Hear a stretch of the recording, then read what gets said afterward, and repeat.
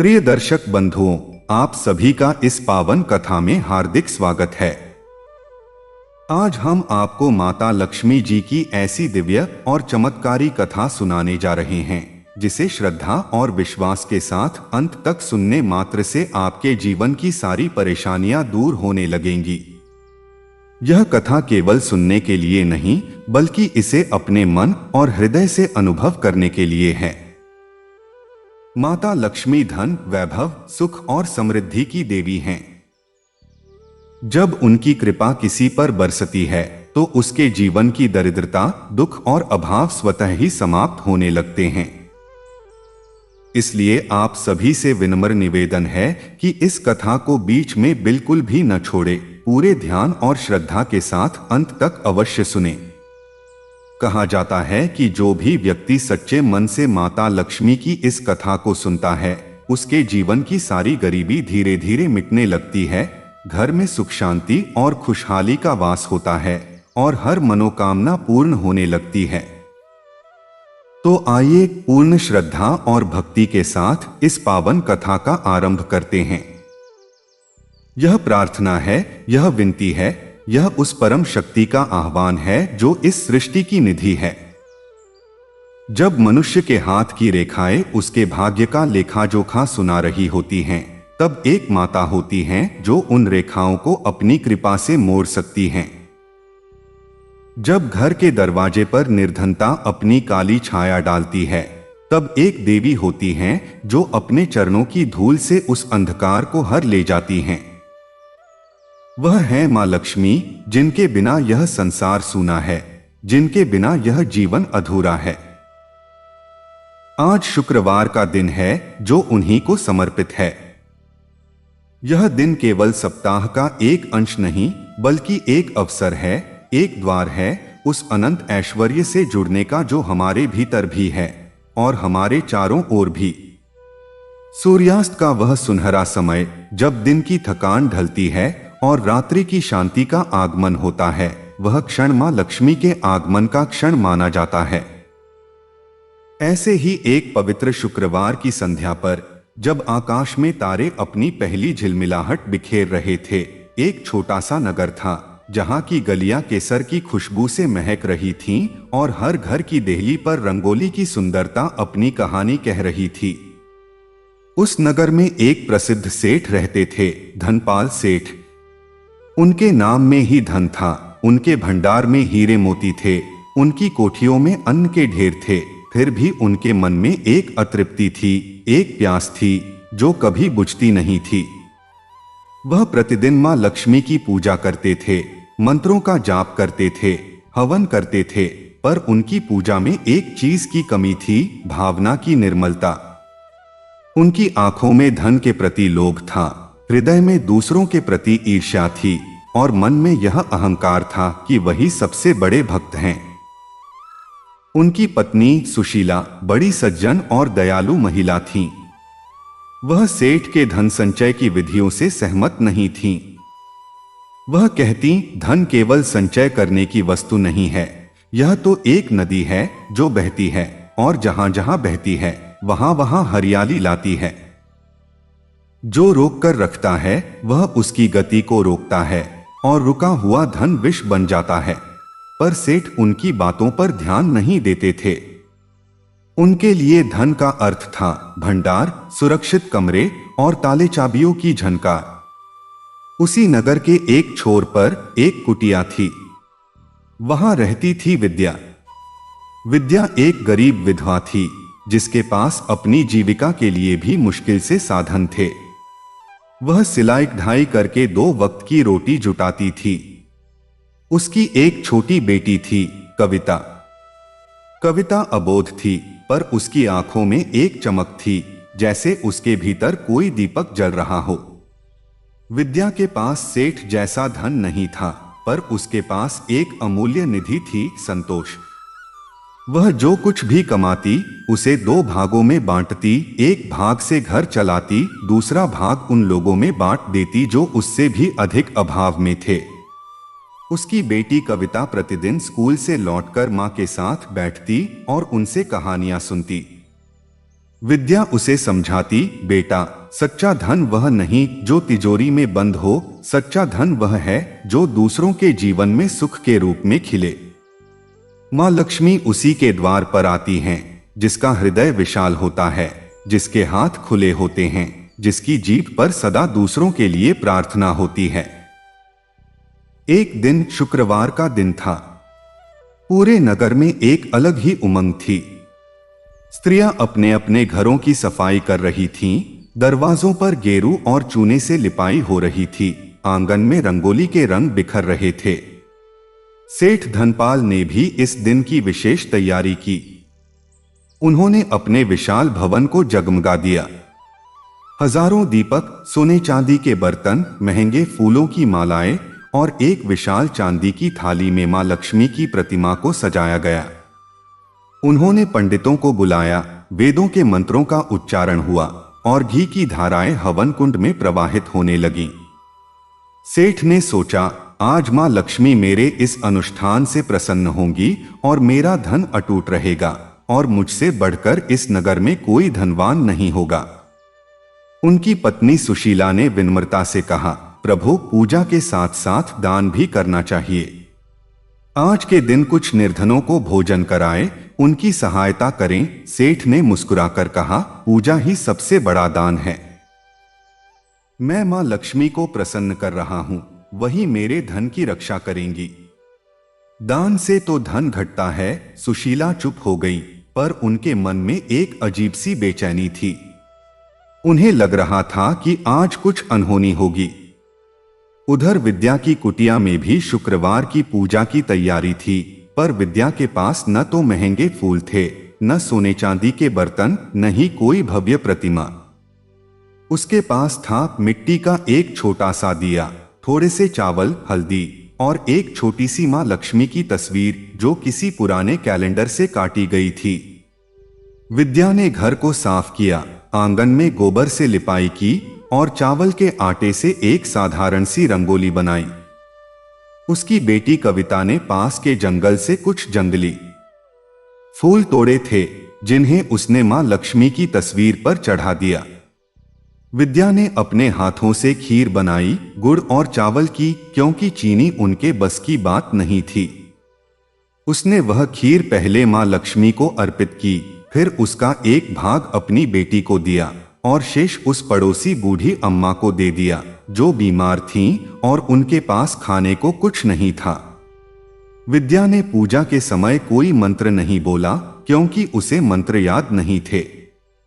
उसने बस अपनी सरल भाषा में प्रार्थना की, मां, मेरे पास तुम्हें देने के लिए कुछ नहीं है। मैंने तो वही दिया जो मेरे पास था, थोड़ा सा प्यार, थोड़ी सी श्रद्धा और ये जंगली फूल।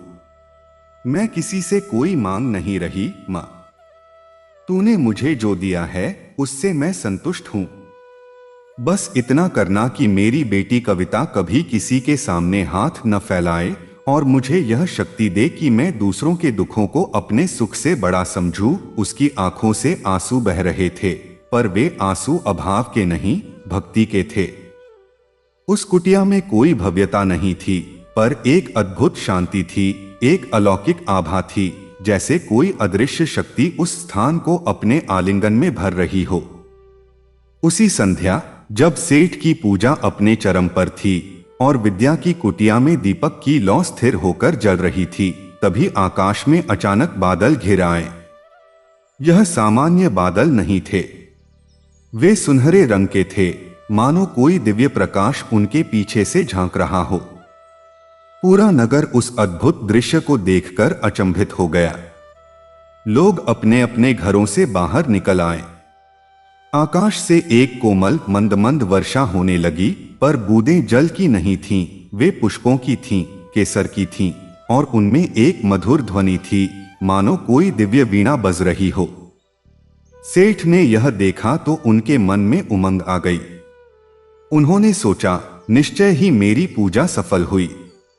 मां लक्ष्मी मुझ पर प्रसन्न हैं। वह दौड़कर अपने भंडार के कमरे की ओर गए, यह देखने की क्या उनका धन बढ़ गया है।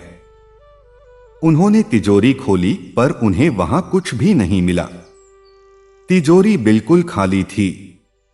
उनके हीरे मोती, सोने चांदी के सिक्के सब गायब थे। सेठ के पैरों तले जमीन खिसक गई। वह चीख उठे, चोर चोर, मेरा सब कुछ ले गए। उनकी पत्नी सुशीला दौड़कर आई और उन्हें सांत्वना देने लगी, पर सेठ का अहंकार चूर चूर हो गया था। वह रोने लगे, मैंने इतनी पूजा की, इतना खर्च किया, फिर भी मां लक्ष्मी ने मेरा सब कुछ छीन लिया। उधर विद्या की कुटिया में जब वह पूजा समाप्त करके सोने जा रही थी तो उसने देखा कि उसकी चूल्हे पर रखी मिट्टी की हांडी, जिसमें उसने सुबह थोड़ा सा अनाज रखा था, अब छलक रही थी। उसने हैरानी से ढक्कन हटाया तो देखा कि हांडी अनाज से भरी थी और उसके ऊपर सुनहरी धूल बिखरी हुई थी। उसने सोचा, यह तो कोई चमत्कार है। वह घबराकर बाहर आई तो देखा कि उसकी कुटिया के आसपास की जमीन पर सोने के छोटे छोटे कण बिखरे पड़े थे। वह समझ गई कि यह मां लक्ष्मी की कृपा है, पर उसके मन में लोभ नहीं जागा। उसने उन सोने के कणों को एकत्र किया और सोचा, यह धन मेरा नहीं है, यह तो मां का प्रसाद है। इससे मैं उन सबकी सहायता करूंगी जो मुझसे भी अधिक गरीब हैं। उसने उसी रात उस धन का उपयोग गांव के एक बीमार व्यक्ति के इलाज में, एक लड़की की शादी में और मंदिर की मरम्मत में कर दिया। उसने अपने लिए कुछ नहीं रखा, सिर्फ वही अनाज रखा जो उसकी हांडी में था, और वह भी उसने अगले दिन पड़ोसियों में बांट दिया। दूसरे दिन सेठ धनपाल निराश और क्रोधित थे। उन्होंने चोरों की तलाश शुरू की, पर किसी को कुछ पता नहीं चला। उनकी पत्नी सुशीला ने कहा, प्रभु, यह चोरों का काम नहीं लगता। कोई चोर इतना सब कुछ ले जाता तो कोई न कोई सुराग मिलता। यह तो किसी अलौकिक शक्ति का खेल लगता है। सेठ ने उनकी बात को अनसुना कर दिया। वह व्यापार में घाटे की भरपाई के लिए और अधिक लालची हो गए। उन्होंने अपने कर्मचारियों की मजदूरी कम कर दी, उधार के पैसे बड़े ब्याज पर देने लगे और गरीबों से उनका हक छीनने लगे। पर उनकी यह नीति उल्टी पड़ गई। उनका व्यापार दिन प्रतिदिन घटने लगा। उनकी दुकानों पर ग्राहक कम हो गए, उनके मित्रों ने उनका साथ छोड़ दिया और उनकी सेहत भी खराब होने लगी। एक दिन सेठ ने सपने में मां लक्ष्मी को देखा। वह एक अद्भुत रूप में थीं, 4 भुजाएं, कमल के फूल और उनके चरणों में एक अद्भुत प्रकाश। सेठ उनके सामने गिर पड़े और बोले, मां, मैंने तुम्हारी कितनी पूजा की, फिर भी तुमने मुझे निर्धन कर दिया। यह तुम्हारा न्याय कहाँ है? मां लक्ष्मी मुस्कुराई और बोली, धनपाल, तूने मेरी पूजा की, पर तूने मुझे कभी पहचाना नहीं। तूने मुझे मंदिर में, तस्वीर में, मूर्ति में खोजा, पर मुझे उस कुटिया में कभी नहीं खोजा जहां मैं अपनी सच्ची भक्त के साथ रहती हूं। तेरा धन तेरे अहंकार के कारण गया। तूने सोचा कि पूजा के अनुष्ठान से मैं खरीदी जा सकती हूं, पर मैं तो भावना से बंधती हूं, न कि सामग्री से। तेरी पत्नी ने तुझे दान का मार्ग बताया, पर तूने अहंकार में उसे ठुकरा दिया। अब तू जा, उस कुटिया में जाकर देख जहां विद्या रहती है। वहां तुझे मेरा सच्चा स्वरूप दिखेगा। और जब तू समझ जाए कि सच्चा धन क्या है, तब तेरा धन तुझे लौटा दिया जाएगा। सेठ घबराकर उठे। उन्होंने उसी दिन विद्या की कुटिया का पता लगाया। वह उस कुटिया के दरवाजे पर पहुंचे तो देखा कि वह स्थान उनके भवन से कितना भिन्न था। छोटी सी झोपड़ी पर साफ सुथरी। दरवाजे पर आटे की रंगोली थी और एक छोटा सा तुलसी का पौधा लगा था। विद्या उस समय बाहर बैठी अपनी बेटी को पढ़ा रही थी। सेठ ने उन्हें प्रणाम किया और अपनी सारी कथा सुनाई।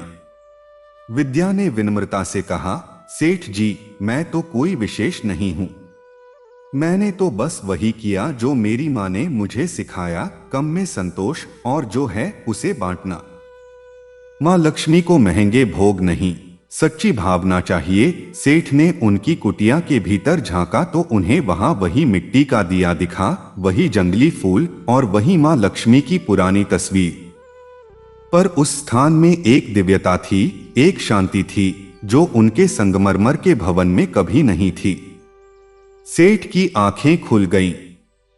उन्हें अपनी भूल का एहसास हुआ। वह विद्या के चरणों में गिर पड़े और बोले, तुमने मुझे सिखाया कि सच्चा भक्त वह नहीं जो ऊंचे ऊंचे मंत्र पढ़े, बल्कि वह जिसका हृदय दूसरों के लिए खुला हो। उसी क्षण सेठ के घर से समाचार आया कि उनकी तिजोरी फिर से भरी हुई है। पर सेठ अब वही सेठ नहीं रहे थे। उनका अहंकार टूट चुका था। वह दौड़कर घर गए, पर उन्होंने पहले तिजोरी नहीं खोली। उन्होंने पहले अपनी पत्नी सुशीला से क्षमा मांगी, फिर उन सब कर्मचारियों को बुलाया जिनकी मजदूरी उन्होंने कम की थी, उन्हें दोहरी मजदूरी दी, और फिर उन सब गरीबों को भोजन कराया जिन्हें उन्होंने अनदेखा किया था। तब जाकर उन्होंने तिजोरी खोली। तिजोरी न केवल पहले जितनी भरी थी, बल्कि उससे भी अधिक धन से परिपूर्ण थी। पर सेठ के लिए अब वह धन गौण हो गया था। उन्हें सच्चा धन मिल चुका था, संतोष का धन, करुणा का धन और मां लक्ष्मी की सच्ची कृपा का धन। उस दिन के बाद से सेठ धनपाल और विद्या के बीच एक आध्यात्मिक संबंध स्थापित हो गया। सेठ ने विद्या के लिए एक छोटा सा मकान बनवाया, पर विद्या ने उसे लेने से मना कर दिया। उसने कहा, मुझे अपनी कुटिया में ही शांति मिलती है। बड़े घरों में अक्सर बड़े अहंकार होते हैं। सेठ ने उसकी बात मान ली। उन्होंने हर शुक्रवार को विद्या की कुटिया में जाकर उसके साथ पूजा करना शुरू कर दिया। अब उनकी पूजा में महंगे फूल नहीं होते थे, पर जंगली फूल होते थे जो कविता लाती थी। उनकी थाली में सोने चांदी के बर्तन नहीं होते थे, पर मिट्टी के पात्र होते थे जिनमें गुड़ की खीर होती थी जिसे विद्या बनाती थी। और सबसे बड़ी बात, उनकी पूजा अब केवल एक अनुष्ठान नहीं रह गई थी, वह एक अनुभव बन गई थी, उस अनंत ऐश्वर्य का अनुभव जो किसी भी तिजोरी में बंद नहीं किया जा सकता, जो किसी भी बाजार से नहीं खरीदा जा सकता। एक बार फिर शुक्रवार की संध्या आई। इस बार सेठ के भवन में भी वैसी ही सादगी थी जैसी विद्या की कुटिया में। दिए मिट्टी के थे, भोग सादा था और पूजा में शामिल होने वालों में अमीर गरीब का कोई भेद नहीं था। सभी एक साथ बैठे थे। विद्या ने उस दिन एक कथा सुनाई जो उसने अपनी मां से सुनी थी। वह कथा कुछ इस प्रकार थी। बहुत पुरानी बात है। एक राजा था, वह बहुत धनवान था। उसने मां लक्ष्मी की सोने की एक विशाल प्रतिमा बनवाई और प्रतिदिन उसका श्रृंगार किया, उसे महंगे वस्त्र पहनाए, उसे हीरे जवाहरात से सजाया। पर उसके राज्य में गरीब भूखे सोते थे, बीमारों को दवा नहीं मिलती थी और बच्चे शिक्षा से वंचित थे। एक दिन मां लक्ष्मी ने राजा को सपने में कहा, हे राजन, तू मेरी मूर्ति को तो सोने की बनाता है, पर मेरी संतानें जो मेरे ही अंश हैं, वे भूखी हैं। जब तू मेरी मूर्ति को खाना खिलाता है तो वह भोग मुझे नहीं मिलता, क्योंकि मैं तो उस भूखे बच्चे के पेट में रहती हूं जिसे तू अनदेखा करता है। राजा को अपनी भूल का एहसास हुआ। उसने सोने की मूर्ति को पिघलवाकर उस धन से राज्य के सभी गरीबों के लिए अन्न, वस्त्र, औषधि और शिक्षा की व्यवस्था की। तब मां लक्ष्मी उसके राज्य में साक्षात विराजमान हुई। यह कथा सुनकर सेठ की आंखें भर आईं। उन्होंने उसी दिन अपनी सारी संपत्ति का एक बड़ा हिस्सा एक ट्रस्ट में दे दिया जो गरीबों की सेवा, बालिकाओं की शिक्षा और रोगियों के उपचार के लिए समर्पित था। उन्होंने अपने व्यापार में भी एक नीति बनाई कि लाभ का एक निश्चित भाग समाज को लौटाया जाएगा। समय बीतता गया। विद्या की बेटी कविता बड़ी हुई। वह पढ़ी लिखी हो गई और एक अच्छे संस्थान की प्रधानाचार्या बनी। उसने अपनी मां के आदर्शों को जीवन में उतारा। वह कहती थी, मेरी माँ ने मुझे सिखाया कि सबसे बड़ा मंत्र है दूसरों के दुख को अपना दुख समझना, और सबसे बड़ा यज्ञ है अपने सुख को दूसरों के साथ बांटना। सेठ के पुत्र ने भी पिता के मार्ग का अनुसरण किया। वह व्यापार में तो आगे बढ़ा ही, पर साथ ही उसने अनेक सामाजिक कार्य किए। उसने उस नगर का नाम ही बदल दिया। अब वह नगर केवल व्यापार के लिए नहीं, बल्कि अपनी दानशीलता और करुणा के लिए प्रसिद्ध हो गया। एक शुक्रवार को जब पूरा नगर मां लक्ष्मी की पूजा में लीन था, तो आकाश में फिर से वही सुनहरे बादल छाए। इस बार वर्षा नहीं हुई, बल्कि एक दिव्य प्रकाश पूरे नगर में फैल गया। सभी लोगों ने देखा कि आकाश में मां लक्ष्मी का दिव्य स्वरूप प्रकट हुआ। उनके मुख पर अद्भुत मुस्कान थी। उन्होंने कहा, हे नगरवासियों, आज मैं तुम सब पर प्रसन्न हूं। तुमने समझ लिया कि मैं केवल धन की देवी नहीं हूं, मैं तो उस समृद्धि की देवी हूं जो जीवन के हर क्षेत्र में फैली हुई है। मैं अन्न में हूं, जल में हूं, वायु में हूं, ज्ञान में हूं, और सबसे बढ़कर मैं उस प्रेम में हूं जो एक मां अपने बच्चे के लिए, एक भक्त अपने ईश्वर के लिए और एक मनुष्य दूसरे मनुष्य के लिए अनुभव करता है। मैं हर उस घर में वास करती हूं जहां दान है, जहां दया है, जहां संतोष है। जहां अहंकार है वहां मैं नहीं रहती। जहां लोभ है वहां मैं नहीं रहती। जहां दूसरों के प्रति घृणा है वहां मैं नहीं रहती। पर जहां सच्चा हृदय है वहां मैं सदा हूं। यह कहकर मां लक्ष्मी अंतर्ध्यान हो गईं, पर उनकी कृपा उस नगर पर सदा के लिए बरसने लगी। इस कथा का सार यह है कि मां लक्ष्मी की सच्ची पूजा केवल बाहरी आडंबर से नहीं, बल्कि आंतरिक भावना से होती है।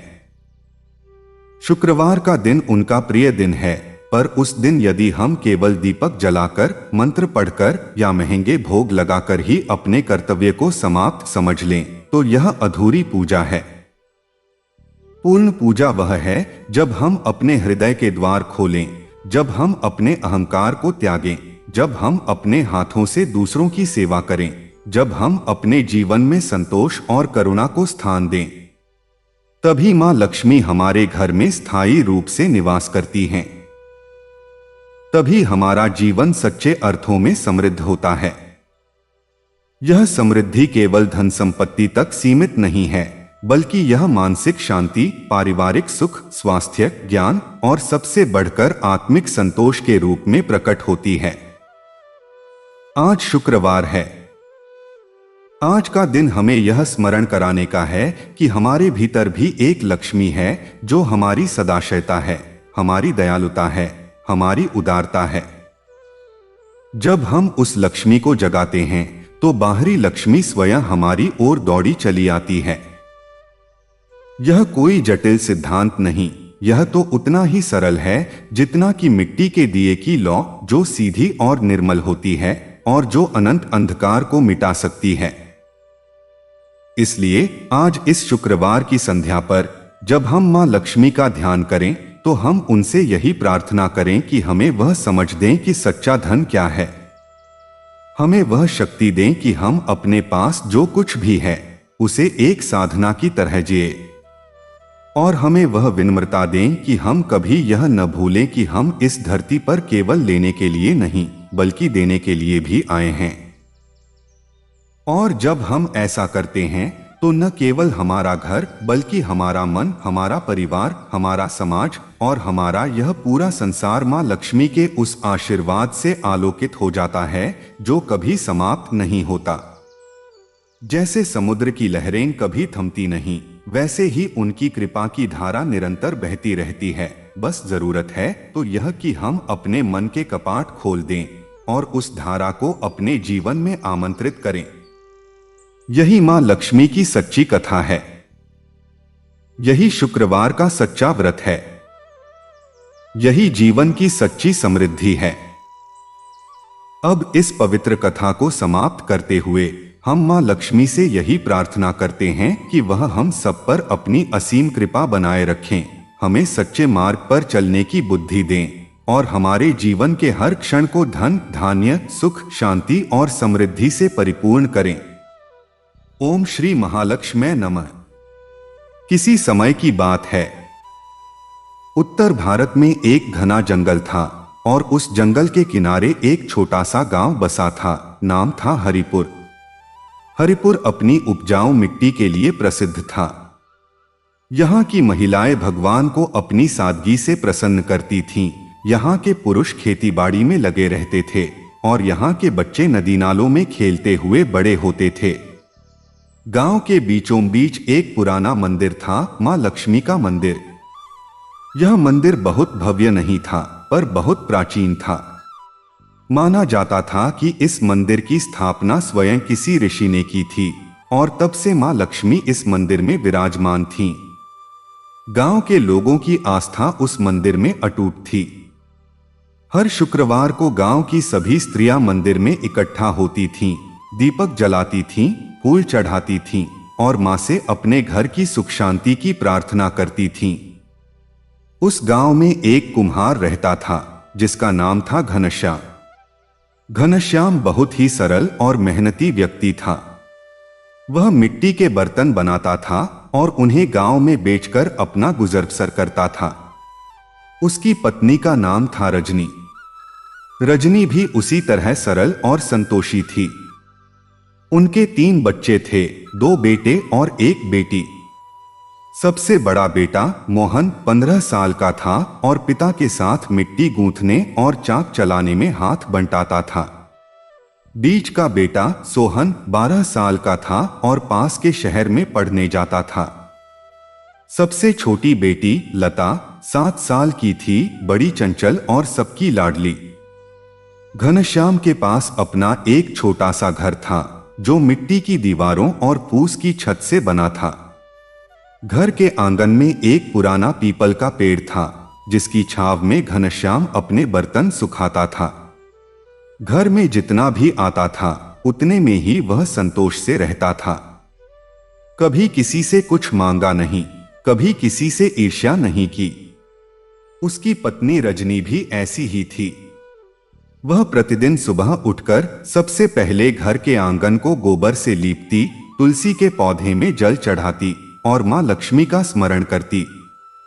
पास में ही एक दूसरा परिवार रहता था, सेठ मदनलाल का। मदनलाल गांव के सबसे धनी व्यक्ति थे। उनके पास खूब जमीन थी, कई दुकानें थीं और शहर में भी उनका व्यापार था। उनका घर पक्की ईंटों का बना था, उस पर रंग बिरंगे चित्र बने थे और घर के सामने एक विशाल सफेद संगमरमर का दरवाजा था। मदनलाल की पत्नी का नाम था भवानी।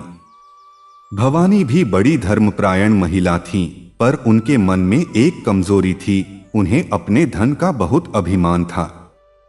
वह दूसरों की गरीबी पर हंसती थीं और अक्सर कहती थीं, मां लक्ष्मी ने हमें चुनकर धन दिया है, इसलिए हम औरों से विशेष हैं। घनश्याम और मदनलाल के बीच कोई दुश्मनी नहीं थी, पर एक अदृश्य दीवार थी, धन की दीवार। मदनलाल घनश्याम को नीची दृष्टि से देखते थे और घनश्याम उनकी ओर देखता भी नहीं था, क्योंकि उसे उनके घमंड से चिढ़ थी। पर घनश्याम की पत्नी रजनी और मदनलाल की पत्नी भवानी के बीच कभी कभी बातचीत हो जाती थी, क्योंकि दोनों ही शुक्रवार को मंदिर जाती थीं। एक शुक्रवार की बात है, पूरे गांव में मां लक्ष्मी की पूजा की तैयारी थी। रजनी ने सुबह जल्दी उठकर घर की सफाई की। उसने आटे से एक साधारण सी रंगोली बनाई और एक मिट्टी के दिए में घी डालकर बत्ती बनाई। घनश्याम ने बाजार से कुछ फूल खरीदे, गेंदे के फूल जो सस्ते थे पर बहुत सुंदर थे। लता ने अपने हाथों से मां लक्ष्मी की एक तस्वीर बनाई जो उसने किसी पुरानी पत्रिका से देखी थी। वह तस्वीर बहुत साधारण थी, एक कागज पर रंगीन पेंसिल से बनाई गई, पर उसमें एक बच्ची की श्रद्धा थी। घनश्याम ने उस तस्वीर को दीवार पर टांग दिया और उसके नीचे एक छोटी सी चौकी रख दी। उस चौकी पर उसने लाल वस्त्र बिछाया जो उसकी पत्नी की पुरानी साड़ी का एक टुकड़ा था। फिर उस चौकी पर मां लक्ष्मी की तस्वीर स्थापित की। रजनी ने पूजा के लिए भोग बनाया, चावल की खीर जिसमें उसने गुड़ और इलायची डाली थी। चीनी नहीं थी, पर गुड़ की मिठास में एक अलग ही स्वाद था। उसने उस खीर को एक मिट्टी के कटोरे में रखा। फिर उसने अपने बच्चों को बुलाया। मोहन ने मिट्टी का एक छोटा सा घड़ा बनाया था, जिसमें उसने जल भरकर मां के सामने रख दिया। सोहन ने तुलसी के पत्ते तोड़े और लता ने अपनी बनाई हुई तस्वीर को मां की तस्वीर के पास रख दिया। पूजा का समय हुआ। घनश्याम ने अपने हाथ जोड़े और बोला, मां, मैं तो कुछ जानता नहीं। मुझे मंत्र नहीं आते, मुझे विधि नहीं आती। मैं तो सिर्फ इतना जानता हूं कि तू मेरी मां है और मैं तेरा बच्चा हूं। जो कुछ भी मुझे दिया है उसके लिए शुक्रिया। और हां, यह भी कि मुझे इतनी समझ दे कि मैं अपने हाथों से कमाऊं और अपने हाथों से बांटूं। उसकी आवाज में कोई शास्त्रीयता नहीं थी, पर एक सच्चाई थी, एक नम्रता थी, एक विश्वास था। रजनी ने मां से प्रार्थना की, मां, हमारे घर में अन्न की कमी न हो, बच्चे स्वस्थ रहें और मेरे पति को उनके काम में सफलता मिले। बस इतना ही चाहिए।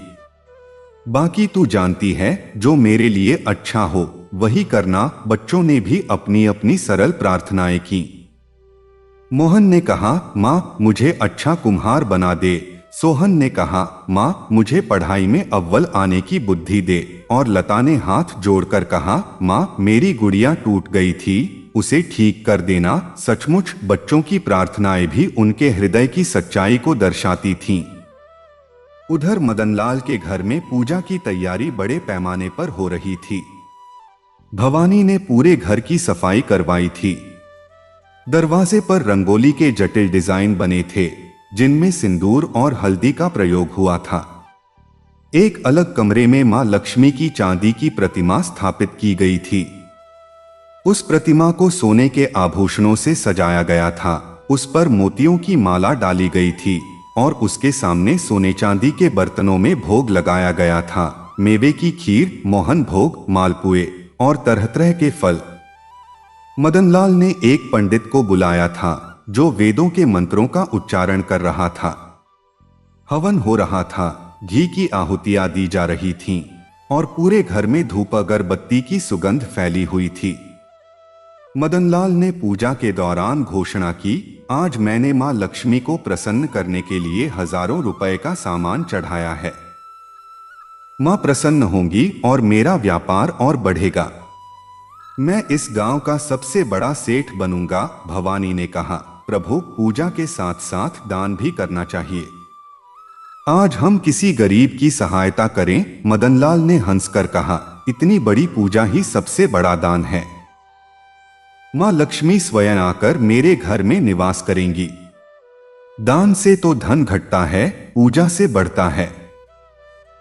भवानी चुप हो गई, पर उनके मन में एक बात कौंध गई। उन्हें रजनी का साधारण सा घर याद आ गया, जहां मिट्टी के दिए जलते थे और जहां से मां लक्ष्मी की सच्ची भक्ति की गंध आती थी। उन्होंने उस विचार को दबा दिया। उसी शुक्रवार की रात, जब सारा गांव सो रहा था, तभी अचानक एक भयंकर आंधी आई। आकाश में बादल गरजे, बिजली कड़की और मूसलाधार वर्षा होने लगी। गांव के लोग घबराकर उठे। आंधी इतनी तेज थी कि पेड़ उखड़ने लगे, कच्चे घरों की छतें उड़ने लगीं और नदी का जल स्तर बढ़ने लगा। घनश्याम का घर भी उस आंधी की चपेट में आ गया। उसकी फूस की छत का एक हिस्सा उड़ गया और दीवारों में दरारें आ गईं। घनश्याम ने अपनी पत्नी और बच्चों को जगाया और सभी को सुरक्षित स्थान पर ले गया। उसने अपने मिट्टी के बर्तनों को बचाने की कोशिश की, पर अधिकांश बर्तन टूट गए। उसकी चाक, जो उसकी आजीविका का साधन थी, भी टूट गई। सुबह जब आंधी थमी तो घनश्याम ने देखा कि उसका घर लगभग खंडहर हो चुका था। उसकी आंखों में आंसू थे, पर उसने हिम्मत नहीं हारी। उसने कहा, मां लक्ष्मी ने दिया था, मां ने ले लिया। जो बचा है उसी में संतोष करेंगे। उधर मदनलाल का पक्का घर भी आंधी से अप्रभावित नहीं रहा। उनके घर की छत की कुछ टाइलें उड़ गई, बगीचे के कई पेड़ गिर गए और उनके गोदाम में रखा कुछ अनाज भीग गया। पर सबसे बड़ी क्षति यह हुई कि उनकी चांदी की लक्ष्मी प्रतिमा, जो उन्होंने इतने अहंकार से सजाई थी, आंधी के दौरान गिरकर टूट गई। मदनलाल ने यह देखा तो उनका माथा ठनका। वह बोले, यह अपशकुन है। मैंने इतनी बड़ी पूजा की, फिर भी मां लक्ष्मी ने मेरी प्रतिमा तोड़ दी। यह कैसा अभिशाप है? भवानी ने कहा, प्रभु, यह अभिशाप नहीं है। शायद मां हमें कुछ सिखाना चाहती हैं। मदनलाल ने उनकी बात को अनसुना कर दिया। वह उदास और क्रोधित हो गए। आंधी के बाद गांव की हालत बहुत खराब हो गई थी। कई घर टूट गए थे, फसलें नष्ट हो गई थीं और लोगों के पास खाने को अन्न तक नहीं था। घनश्याम ने अपनी टूटी चाक को देखा और सोचा, अब क्या होगा? बर्तन नहीं बनाऊंगा तो खाना कैसे जुटाऊंगा? उसकी पत्नी रजनी ने कहा, चिंता मत करो, मां लक्ष्मी ने हमें 2 हाथ दिए हैं, वह काम कर लेंगे। पहले दूसरों की सहायता करो। जितना अन्न हमारे पास बचा है उसे उन लोगों में बांट दो जिनके पास कुछ भी नहीं है। घनश्याम ने ऐसा ही किया। उसने अपने पास बचा हुआ सारा अन्न गांव के उन लोगों में बांट दिया जो आंधी में सबसे अधिक प्रभावित हुए थे। उसने अपनी मिट्टी के जो बर्तन बचे थे वे भी उन लोगों को दे दिए जिनके घर के बर्तन टूट गए थे। उसने कहा, मैं कुम्हार हूं, नए बर्तन बना लूंगा। पर उन लोगों के पास अभी कुछ नहीं है। मदनलाल ने इसके विपरीत अपने गोदाम में बचे अन्न को बंद कर दिया। उसने सोचा, अन्न की कमी होगी तो दाम बढ़ेंगे। मैं मौका का फायदा उठाऊंगा और अधिक मुनाफा कमाऊंगा। उसने गांव के लोगों को ऊंचे दामों पर अन्न बेचना शुरू कर दिया। गरीब लोग उसके सामने हाथ फैलाते पर वह उन्हें ठुकरा देता। भवानी ने उससे कहा, प्रभु, यह अन्न मां लक्ष्मी का प्रसाद है, इसे बेचना नहीं, बांटना चाहिए। मदनलाल ने कहा, व्यापार में दया नहीं, समझदारी चाहिए।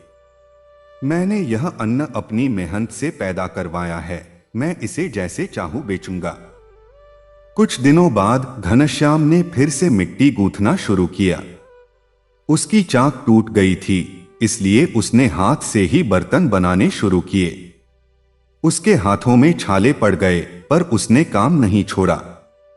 उसकी पत्नी रजनी ने पड़ोस के गांव में मजदूरी करनी शुरू कर दी। मोहन ने भी पिता का हाथ बंटाया। धीरे धीरे उनकी आर्थिक स्थिति सुधरने लगी।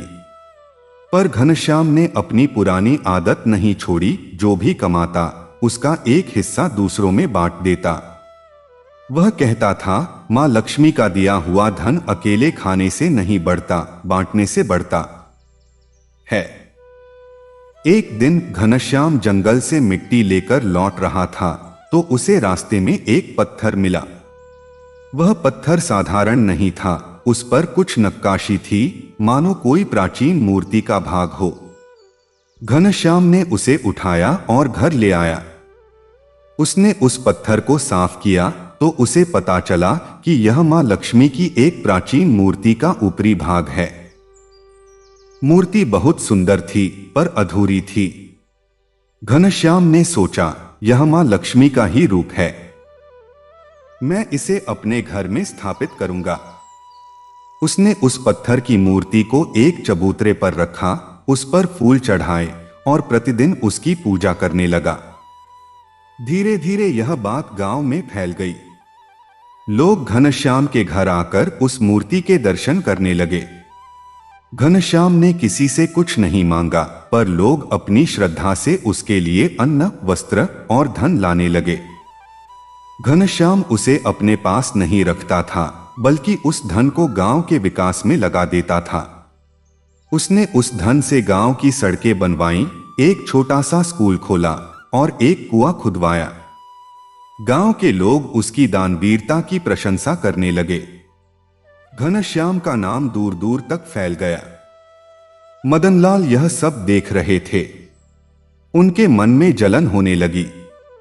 वह सोचने लगे, यह कुम्हार जो कभी मेरे सामने टिककर नहीं बोलता था, आज पूरे गांव का नायक बन गया है। और मैं जिसके पास इतना धन है, लोग मेरी ओर देखते भी नहीं। यह अन्याय है। उन्होंने योजना बनाई। उन्होंने अपने कुछ लोगों को भेजकर घनश्याम की मूर्ति चुराने का प्रयास किया। पर जब वे लोग रात में घनश्याम के घर पहुंचे तो उन्होंने देखा कि उस मूर्ति के चारों ओर एक अद्भुत प्रकाश फैला हुआ था, मानो कोई दिव्य शक्ति उसकी रक्षा कर रही हो। वे डरकर वापस लौट आए और मदनलाल को सारी बात बताई। मदनलाल को और अधिक क्रोध आया। एक दिन मदनलाल ने घनश्याम को बुलवाया और कहा, घनश्याम, तू जानता है कि मैं इस गांव का सबसे बड़ा सेठ हूं। तू एक कुम्हार है। तू उस मूर्ति का हकदार नहीं है। वह मूर्ति मुझे दे दे, मैं तुझे उसके बदले बहुत सारा धन दूंगा। घनश्याम ने विनम्रता से कहा, सेठ जी, वह मूर्ति मेरी नहीं है, वह मां लक्ष्मी की है। मैं तो केवल उसकी सेवा कर रहा हूं। यदि मां चाहेंगी तो वह आपके पास भी आ सकती हैं, पर मैं उसे धन के बदले नहीं दे सकता। वह मेरी श्रद्धा का विषय है, व्यापार का नहीं। मदनलाल और अधिक क्रोधित हो गए।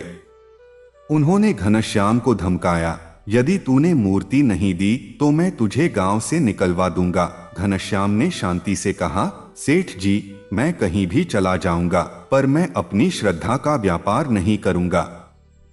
उस रात घनश्याम ने मां लक्ष्मी से प्रार्थना की, मां, मैं तो निर्धन हूं, सेठ जी बड़े धनवान हैं। यदि तू उनके पास जाना चाहती है तो जा सकती है। मुझे तो बस तेरी भक्ति चाहिए। मैं मिट्टी के बर्तन बनाकर अपना गुजर बसर कर लूंगा, पर मैं चाहता हूं कि तू किसी के अहंकार का कारण न बने। मां, सेठ जी को समझा दे कि सच्चा धन क्या है। अगले दिन मदनलाल को एक अजीब सपना आया। उन्होंने देखा कि मां लक्ष्मी उनके सामने खड़ी हैं, पर उनका रूप वैसा नहीं था जैसा उनकी टूटी हुई चांदी की प्रतिमा में था। वह एक साधारण स्त्री के रूप में थीं। उनके पास कोई आभूषण नहीं था, कोई वस्त्र नहीं था, सिर्फ एक मिट्टी का दिया उनके हाथ में था। मदनलाल ने पूछा, तुम कौन हो? मां लक्ष्मी ने कहा, मैं वह हूं जिसे तू खोज रहा है, पर जिसे पहचान नहीं पा रहा। तू मुझे चांदी में खोजता है, सोने में खोजता है, मंत्रों में खोजता है, पर मैं तो उस कुम्हार की कुटिया में हूं, जहां मिट्टी का दिया जलता है और जहां हृदय की सच्चाई है। तूने मेरा नाम लिया, पर मेरे काम नहीं किए। तूने मेरी मूर्ति सजाई, पर मेरी संतानों को भूखा रखा। तूने मंत्र पढ़े, पर करुणा नहीं सीखी। इसलिए मैं तुझसे दूर हूं। जब तू समझ जाएगा कि सच्ची पूजा दान है, सच्चा धन संतोष है, सच्चा ऐश्वर्य सेवा है, तब मैं तेरे पास आऊंगी। मदनलाल घबराकर उठे। उन्हें अपनी सारी भूल का एहसास हुआ। वह उसी समय घनश्याम के घर गए। उन्होंने घनश्याम के चरण स्पर्श किए और कहा, मैंने बहुत बड़ी भूल की। मैंने धन को ही सब कुछ समझ लिया था। तुमने मुझे सिखाया कि सच्चा भक्त वह है जो दूसरों के दुख को अपना दुख समझता है। कृपया मुझे क्षमा करो और मुझे भी मां लक्ष्मी की सच्ची भक्ति का मार्ग दिखाओ। घनश्याम ने उन्हें उठाया और कहा, सेठ जी, मैं कोई गुरु नहीं हूं, मैं तो एक साधारण कुम्हार हूं। पर जो मैंने अपने जीवन में सीखा है वह यह है कि मां लक्ष्मी हर उस व्यक्ति के पास रहती हैं जिसके हाथ खुले हैं, जिसका हृदय विशाल है और जो दूसरों के सुख में अपना सुख देखता है। आपके पास धन है सेठ जी, उस धन का उपयोग दूसरों की सेवा में कीजिए। तब देखिए मां लक्ष्मी आपके घर में कैसे वास करती हैं। मदनलाल ने उसी दिन से अपना जीवन बदल दिया। उन्होंने अपने गोदामों के सारे अन्न गांव के लोगों में मुफ्त बांट दिए। उन्होंने गांव में एक चिकित्सालय खोला जहां गरीबों का मुफ्त इलाज होता था। उन्होंने अपनी दुकानों में गरीबों को रोजगार दिया और उन्हें उचित मजदूरी दी। उनकी पत्नी भवानी ने भी अपना अभिमान त्याग दिया। वह अब रजनी के साथ मिलकर मंदिर जाती थीं और दोनों में मित्रता हो गई। एक शुक्रवार की शाम जब सारा गांव मां लक्ष्मी की पूजा में लीन था, तो घनश्याम के घर में वह प्राचीन मूर्ति अपने आप पूरी हो गई। जो भाग टूटा हुआ था वह स्वयं जुड़ गया और मूर्ति से एक दिव्य प्रकाश निकलने लगा। पूरा गांव उस प्रकाश से जगमगा उठा। लोग दौड़ दौड़ कर उस दृश्य को देखने लगे। घनश्याम ने कहा, देखो, मां लक्ष्मी ने दिखा दिया कि वह किसी एक के घर में बंद नहीं रहती। वह तो पूरे गांव में व्याप्त हैं, पूरे संसार में व्याप्त हैं। बस जरूरत है तो उन्हें पहचानने की। मदनलाल उस दृश्य को देखकर भाव विभोर हो गए। उनकी आंखों से आंसू बह रहे थे। उन्होंने कहा, आज मैं समझ गया कि मां लक्ष्मी की सच्ची कृपा क्या होती है।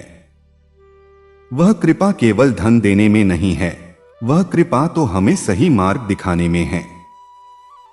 मैं अंधा था पर आज मेरी आंखें खुल गईं। उस दिन के बाद घनश्याम और मदनलाल ने मिलकर गांव का विकास किया। उन्होंने उस प्राचीन मूर्ति के लिए एक भव्य मंदिर बनवाया, पर मंदिर के दरवाजे हमेशा सबके लिए खुले रहते थे। कोई अमीर गरीब का भेद नहीं था। हर शुक्रवार को पूरा गांव उस मंदिर में इकट्ठा होता था और घनश्याम उन्हें कुम्हार की तरह मिट्टी से बर्तन बनाने की कला नहीं बल्कि जीवन को संवारने की कला सिखाता था। वह कहता था, जैसे मैं मिट्टी को गूंथकर एक सुंदर बर्तन बनाता हूं, वैसे ही मां लक्ष्मी हमारे जीवन को गूंथती हैं। पर बर्तन को खाली रखने से कोई लाभ नहीं, उसे भरना भी होता है और उसमें से दूसरों को देना भी होता है।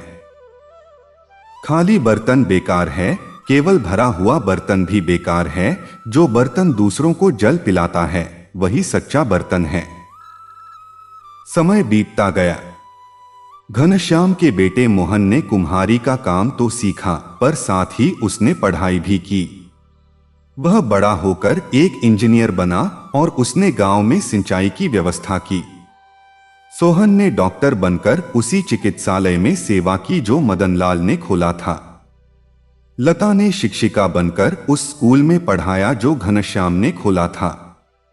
मदनलाल के पुत्र ने भी पिता के व्यापार को संभाला, पर अब व्यापार का उद्देश्य केवल मुनाफा नहीं था बल्कि समाज का उत्थान था।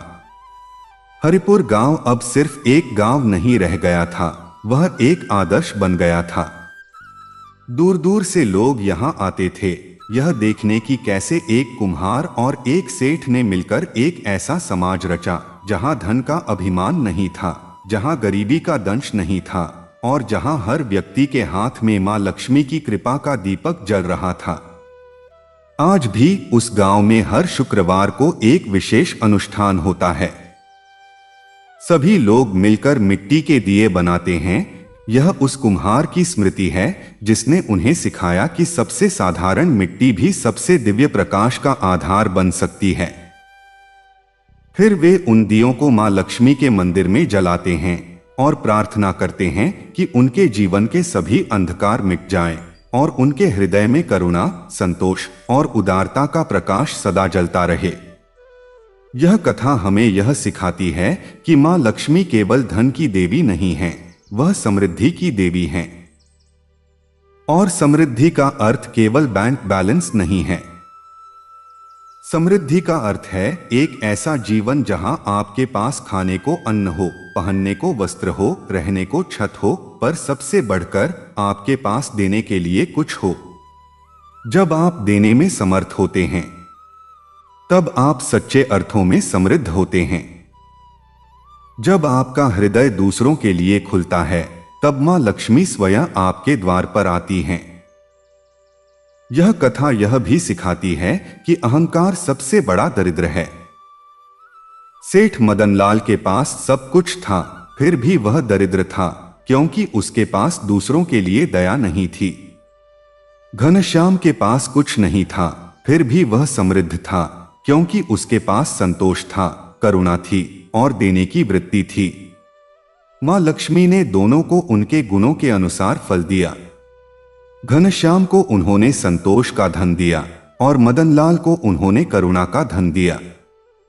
दोनों ही धन अनमोल हैं।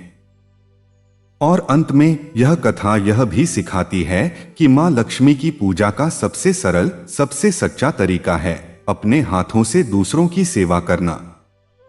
जब हम किसी भूखे को अन्न देते हैं, किसी नंगे को वस्त्र देते हैं, किसी बीमार को दवा देते हैं, किसी अनपढ़ को शिक्षा देते हैं, तब हम मां लक्ष्मी की पूजा कर रहे होते हैं। उस पूजा के लिए न तो मंत्रों की आवश्यकता है, न ही महंगे सामान की। बस आवश्यकता है एक सच्चे हृदय की और दो खुले हाथों की। यही मां लक्ष्मी की दूसरी कथा है। यही शुक्रवार का संदेश है। यही जीवन का सच है। आज इस शुक्रवार को जब आप मां लक्ष्मी का ध्यान करें तो उनसे यही प्रार्थना करें कि वह आपको वह समझ दें जो घनश्याम को मिली थी कि सच्चा धन संतोष है, और वह शक्ति दें जो मदनलाल को मिली थी अहंकार त्यागने की और करुणा अपनाने की। तभी आपका शुक्रवार सच्चे अर्थों में पवित्र होगा और मां लक्ष्मी आपके जीवन में स्थायी रूप से निवास करेंगी। ओम श्री महालक्ष्मी नमः। बहुत समय पहले की बात है। दक्षिण भारत में एक सुंदर नगर था, कांचीपुरम। वहां के मंदिर प्रसिद्ध थे, वहां के वैदिक विद्वान दूर दूर से आते थे और वहां की सिल्क की साड़ियां पूरे देश में अपनी चमक के लिए जानी जाती थीं। उस नगर में एक प्रसिद्ध वैश्य परिवार रहता था। परिवार के मुखिया थे धर्मदास। धर्मदास नाम के अनुरूप ही थे। वह बड़े धर्मात्मा और दानी व्यक्ति थे। उनके पास अपार धन था, व्यापार फल फूल रहा था और उनके यश की धूम थी। पर धर्मदास का सबसे बड़ा गुण यह था कि वह कभी धन का अभिमान नहीं करते थे। वह प्रतिदिन सुबह उठकर मां लक्ष्मी का स्मरण करते, फिर अपने व्यापार पर जाते और शाम को लौटकर अपने घर के मंदिर में मां की पूजा करते। उनकी पत्नी का नाम था सुधा। सुधा भी उनके समान ही दयालु और सरल स्वभाव की थीं। उनके दो बच्चे थे, एक बेटा विवेक और एक बेटी आरती। विवेक पढ़ाई में तो अच्छा था, पर उसके मन में धन के प्रति एक अलग ही लगाव था। वह सोचता था कि जितना अधिक धन होगा, जीवन उतना ही सुखी होगा। आरती इसके विपरीत अपनी मां के समान सरल और संतोषी थी। धर्मदास के व्यापार की एक विशेषता थी। वह जो भी लाभ कमाते उसका एक निश्चित भाग, 10वां हिस्सा वह तुरंत अलग रख देते थे। यह हिस्सा वह कभी अपने व्यापार में नहीं लगाते थे, न ही इसे अपने परिवार के खर्च में शामिल करते थे। यह हिस्सा केवल और केवल दान के लिए होता था। धर्मदास कहते थे, यह धन मां लक्ष्मी का है, उन्होंने मुझे सौंपा है और मैं उनकी इच्छा से इसे उनके ही लोगों में बांटता हूं। यह दान वह कभी किसी को दिखाने के लिए नहीं करते थे। चुपके से, बिना किसी ढोलनगाड़े के वह गरीबों की सहायता करते, भूखों को भोजन कराते, बीमारों के इलाज का प्रबंध करते और विद्या की इच्छा रखने वाले निर्धन बच्चों को पढ़ने के लिए प्रोत्साहित करते।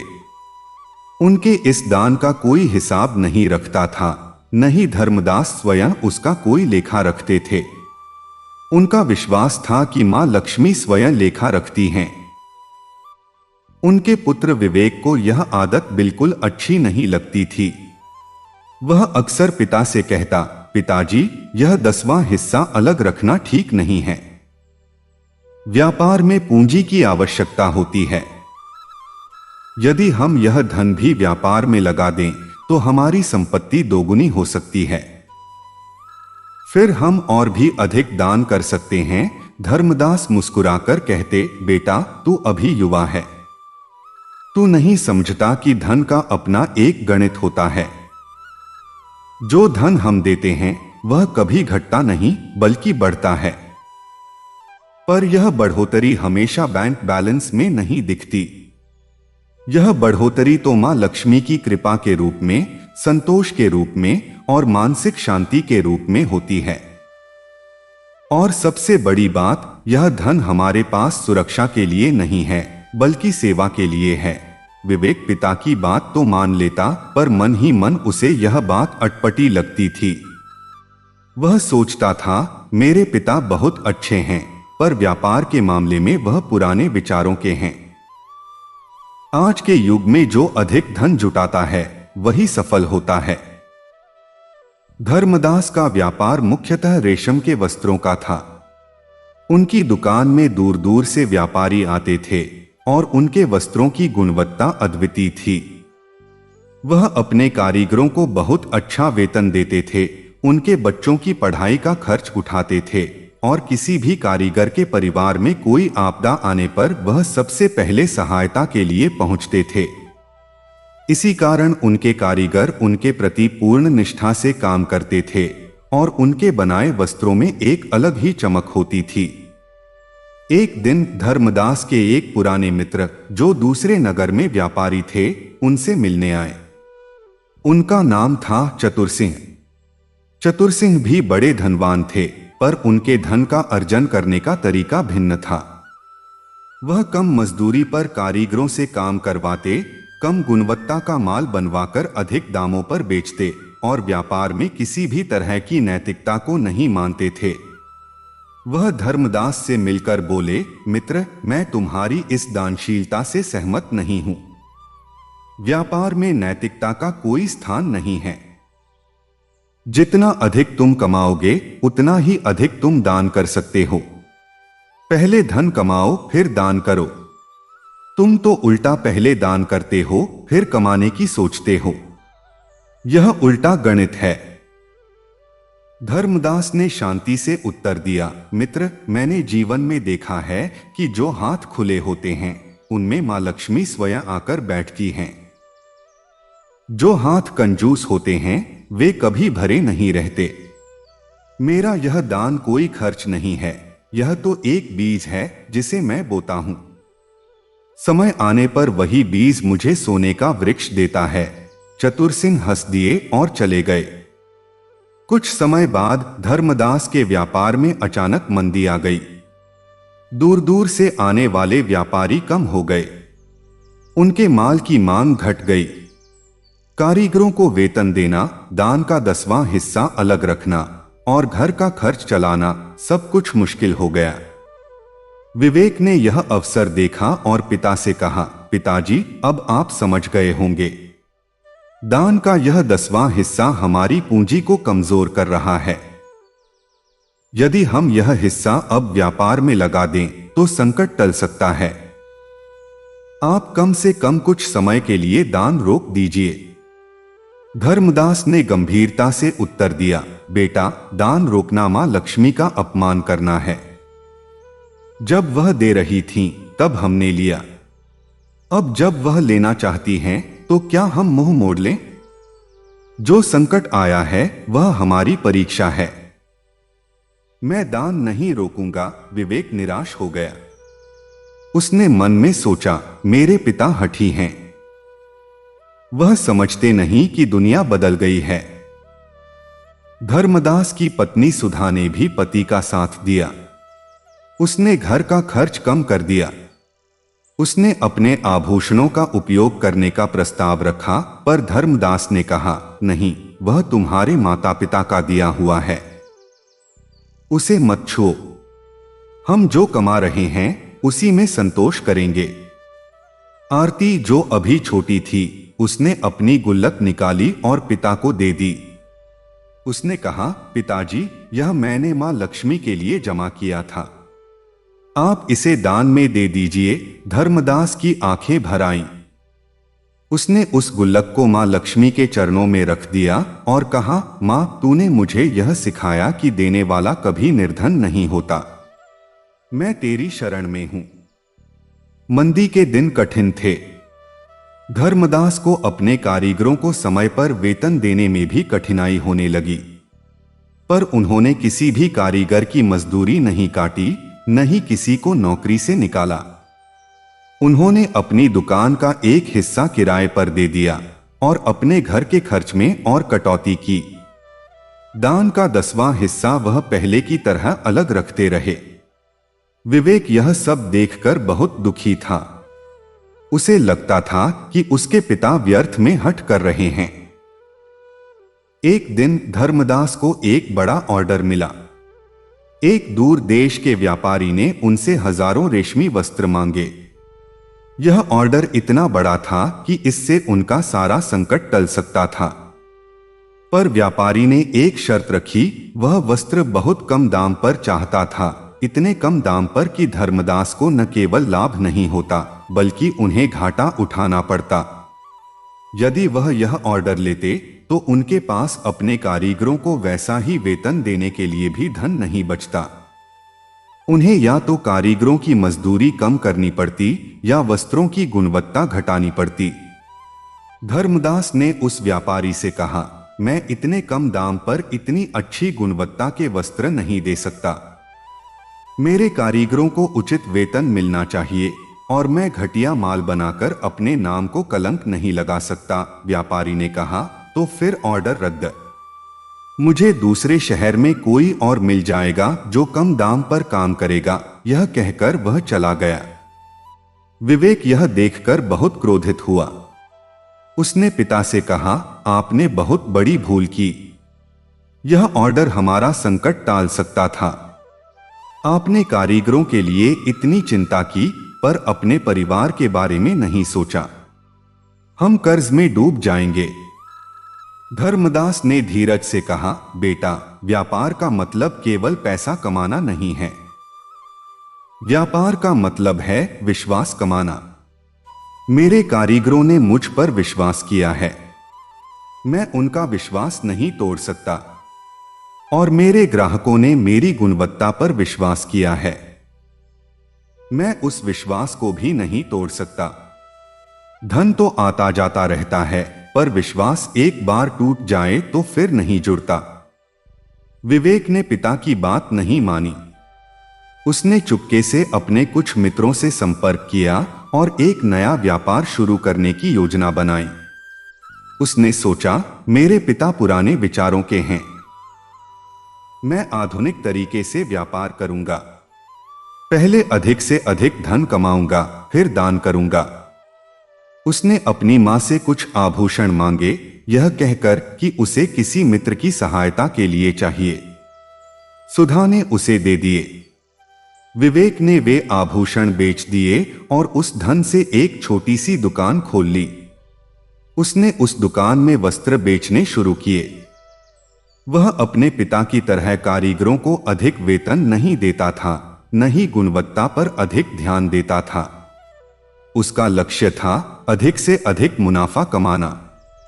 कुछ समय में उसकी दुकान चल निकली। उसे अच्छा मुनाफा होने लगा। उसने सोचा, देखो, मैं सही था। पिता का तरीका पुराना हो चुका है। धर्मदास को पता चल गया कि उनके पुत्र ने यह सब किया है। वह बहुत दुखी हुए पर उन्होंने विवेक को कुछ नहीं कहा। उन्होंने सोचा, उसे अपने अनुभव से सीखने दो। मैं उसे जबरदस्ती नहीं समझा सकता। समय बीतता गया। धर्मदास का व्यापार धीरे धीरे सुधरने लगा। उनके पुराने ग्राहक, जो उनकी गुणवत्ता और ईमानदारी के कायल थे, लौट आए। उनके कारीगरों ने और भी अधिक मेहनत से काम किया। उनके वस्त्रों की ख्याति फिर से फैल गई। दूर दूर से व्यापारी आने लगे। धर्मदास ने अपनी पुरानी नीति नहीं बदली। वह 10वां हिस्सा दान में देते रहे, कारीगरों को उचित वेतन देते रहे और गुणवत्ता से समझौता नहीं किया। उनका व्यापार पहले से भी अधिक फलने फूलने लगा। उधर विवेक की दुकान में मुनाफा तो हो रहा था पर उसके ग्राहक एक बार आकर लौटते नहीं थे। उसके वस्त्रों की गुणवत्ता अच्छी नहीं थी और लोगों को पता चल गया था कि वह अधिक दाम लेकर घटिया माल देता है। धीरे धीरे उसकी दुकान में ग्राहक कम होने लगे। उसने मुनाफा बढ़ाने के लिए और भी कटौती की, पर इससे स्थिति और खराब हो गई। अंततः उसकी दुकान बंद हो गई। वह न केवल अपनी पूंजी खो बैठा, बल्कि उस पर कर्ज भी हो गया।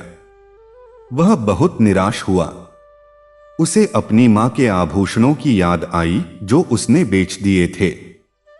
उसे पिता की बातें याद आईं। उसे लगा कि वह बहुत बड़ी भूल कर बैठा है। वह घर लौटा, पर उसके मन में इतनी लज्जा थी कि वह पिता के सामने जाने की हिम्मत नहीं जुटा पा रहा था। वह घर के बाहर ही खड़ा रहा। आरती ने उसे देखा और अंदर ले गई। धर्मदास ने उसे देखा तो कुछ नहीं पूछा। वह उठे, उसके पास आए और उसे गले लगा लिया। विवेक फूट फूट कर रोने लगा। उसने कहा, पिताजी, मैंने बहुत बड़ी भूल की। मैंने आपकी बात नहीं मानी। मैंने सोचा कि धन ही सब कुछ है, पर अब मैं समझ गया कि धन से बड़ा विश्वास है, धन से बड़ी ईमानदारी है, धन से बड़ा संतोष है।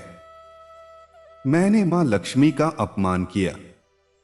मैंने उन्हें व्यापार की वस्तु समझ लिया, जबकि वह तो श्रद्धा की देवी हैं।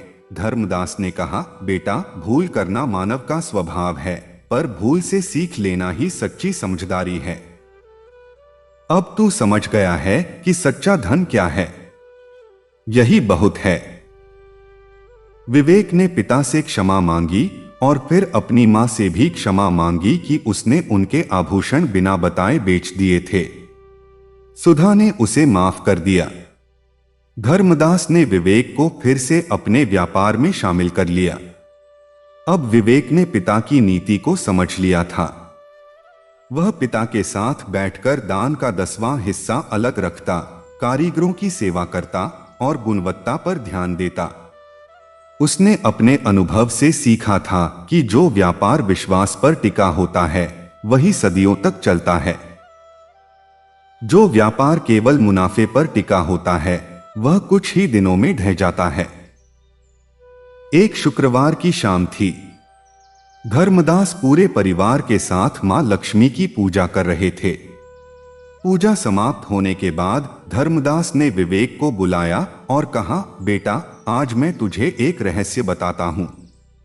जब हमारे व्यापार में मंदी आई थी उस समय मैं बहुत चिंतित था, पर मैंने मां लक्ष्मी पर विश्वास रखा। एक दिन मैंने सपने में मां को देखा। उन्होंने मुझसे कहा, धर्मदास, तूने मुझे दिया है इसलिए मैं तुझे दूंगी, पर मैं तुझे केवल धन नहीं दूंगी, मैं तुझे वह समझ दूंगी जो धन से भी अधिक मूल्यवान है। तेरा पुत्र भटकेगा पर लौटकर आएगा, और जब वह लौटेगा तब तू समझ लेना कि मैंने तेरी सुन ली, आज तू लौट आया है।